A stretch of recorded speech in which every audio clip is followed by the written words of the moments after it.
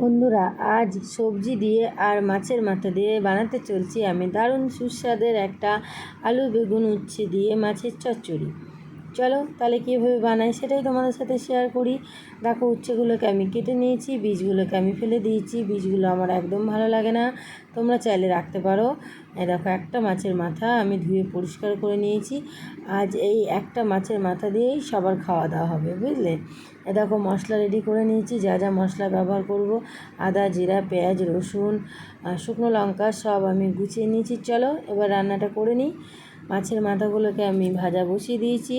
বেশ সুন্দর করে মাছের মাথাগুলোকে আমি ভেজে নেব। মাছের মাথাগুলো ভেজে তুলে রাখবো, তারপরে আবার তেল দিয়ে এতে আমি উচ্ছেগুলো ভাজবো। বন্ধুরা, তোমরা কারা কারা মাছের মাথা খেতে পছন্দ করো অবশ্যই কিন্তু জানাবে। দেখো, মাছের মাথাগুলো ভেজে তুলে রেখেছি। কড়াইতে আবার বেশ পরিমাণ তেল দিয়ে ছেড়ে দিয়েছি উচ্ছেগুলোকে। এবার উচ্ছেগুলোকে বেশ সুন্দর লাল লাল করে ভেজে নেব। সঙ্গে ব্যবহার করব সামান্য একটু লবণ আর সামান্য একটু হলুদ।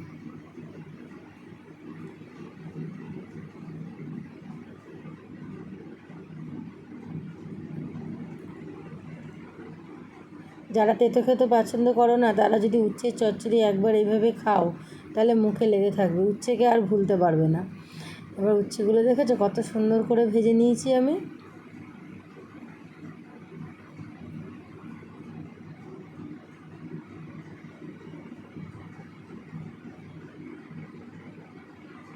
উচ্ছেগুলো ভাজা শেষ, এবার আমি উচ্ছেগুলোকে তুলে নেব।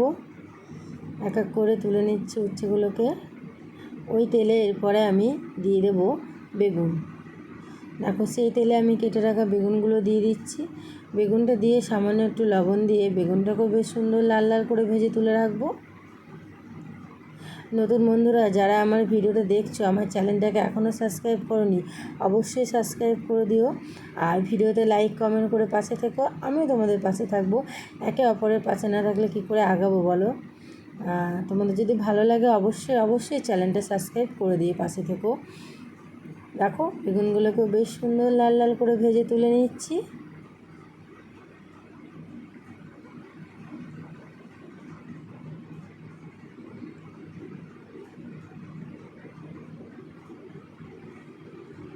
বেগুন ভাজাভাজি শেষ। এবার কড়াইতে আবার দিয়ে দিচ্ছি সামান্য পরিমাণে সর্ষের তেল।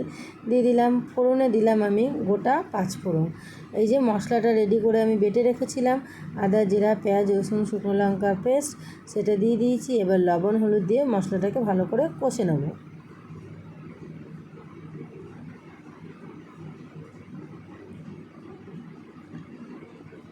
যে কোনো সবজি রান্না করো, যে কোনো তরকারি রান্না করো, মশলাটা কষানো হলো মেন। তোমার মশলাটা যদি একদম কষানো সুন্দর হয় তাহলে তরকারিতে স্বাদ আসবেই আসবে। এই যে একটা টমেটো কেটে রেখেছিলাম আর বেশ কটা কাঁচা লঙ্কা কেটে রেখেছিলাম, সেগুলো দিয়ে মশলার সাথে আমি বেশ সুন্দর করে কষিয়ে নেব।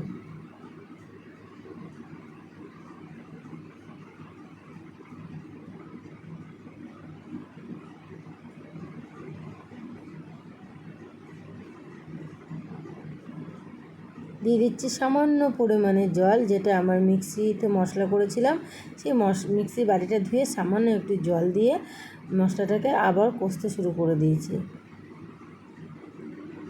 দেখতেই পাচ্ছ এই পর্যায়ে মশলাটা বেশ কষানো হয়ে গেছে, তেল ছেড়ে দিয়েছি। এবার দিয়ে দিচ্ছি কেটে রাখা আলুগুলো দিয়ে।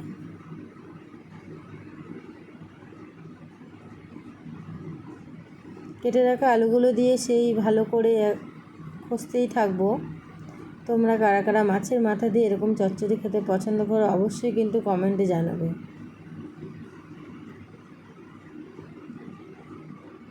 আমি ব্যবহার করছি সামান্য 1 কাপ মতন জল দিয়ে নাড়াচাড়া দিয়ে আমি একটু ঢাকা দিয়ে দেবো, যাতে আলুগুলো বেশ ভালো করে সেদ্ধ হয়ে যায়। আলুটা সেদ্ধ হতে বেশ সময় লাগে, এই কারণে আমি একটু জল দিয়ে ঢাকা দিয়ে দিচ্ছি।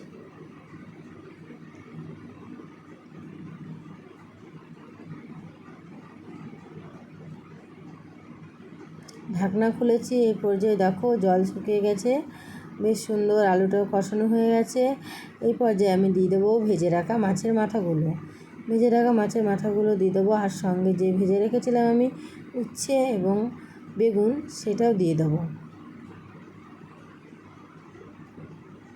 দিয়ে আলুটার সাথে ভালো করে কষে নেব।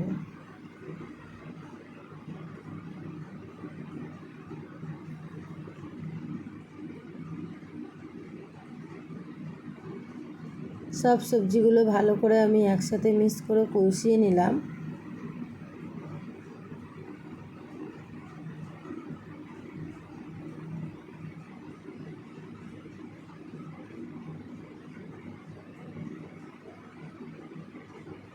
কষাকষি পুরো শেষ, একদম কষাকষি পুরো কমপ্লিট।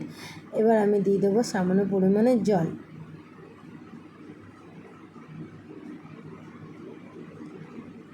বেশি একটা ঝোল করব না, সামান্য পরিমাণে জল দিয়ে একটু নাড়াচাড়া দিয়ে ফুটিয়ে নেব। রেডি হয়ে যাবে আমার উচ্ছে আলু বেগুনের চচ্চড়ি মাছের মাথা দিয়ে।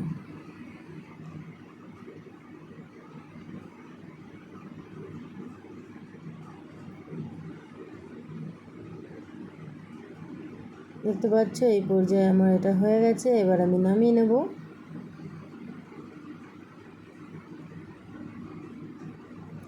তো বন্ধুরা, রেডি হয়ে গেছে মাছের মাথা দিয়ে উচ্ছে আলু চচ্চড়ি, যেটা গরম ভাতে খেতে দারুণ লাগে, দারুণ। যদি ভালো লাগে তো অবশ্যই একবার বাড়িতে ট্রাই করে দেখবে, আর কমেন্টে অবশ্যই জানিয়ে যাবে কেমন হয়েছে। ভালো লাগলেও জানিয়ে যাবে, খারাপ লাগলেও জানিয়ে যাবে।